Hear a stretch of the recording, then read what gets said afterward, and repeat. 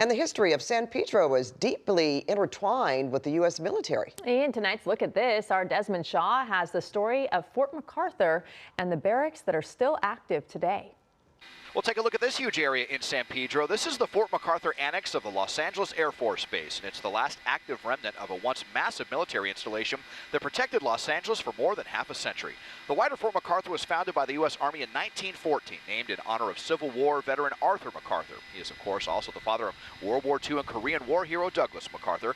Interesting side note, the Daily Breeze says they will become the first father and son duo to be awarded the Medal of Honor.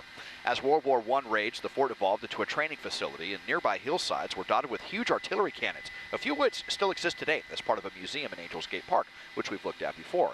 By World War II, this was one of the U.S.'s most critical coastal defense bases, spanning more than 1,000 acres in the shadow of shipbuilding facilities and the adjacent ports. More than 750,000 soldiers passed through this fort on their way to far-off conflicts. As the Cold War commenced in the 1950s, surface-to-air missile batteries to guard against Soviet bomber threats were added as Fort MacArthur stood sentry over L.A. into the 1970s. In 1977, the Army declared the wider fort to be surplus, ready to be mostly decommissioned into civilian hands.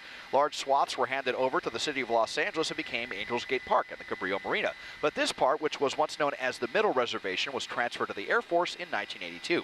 Today it serves not just the Air Force, but America's fledgling Space Force as well. It's primarily a residential housing facility for roughly 1,300 active duty members and 1,700 of their family members spread across numerous historic buildings that date back to the end of World War I.